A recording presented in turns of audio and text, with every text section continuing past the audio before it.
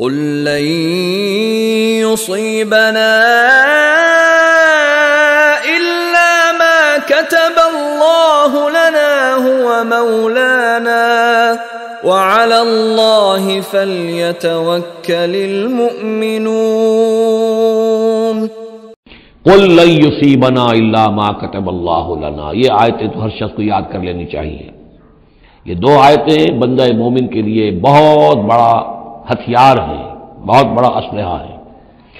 کہو لن يصيبنا الا ما كتب الله لنا، اے بدبختو ہم پر کوئی مصیبت نہیں آ سکتی سوائے اس کے جو اللہ نے ہمارے لیے لکھ دی ہو. ہوا مولانا، وہ ہمارا مولا ہے.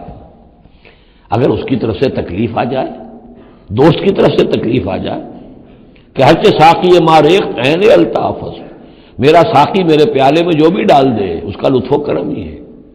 تو اللہ کی طرف سے جو آئے سر تسلیم خم ہے جو مزاج یار میں آئے.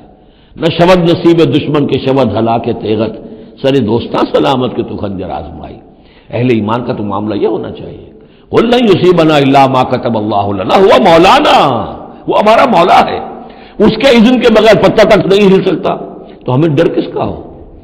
وعلی اللہ فلیتوکل المؤمنون، اور اللہ ہی پر توکل کرنا چاہیے اہل ایمان کو.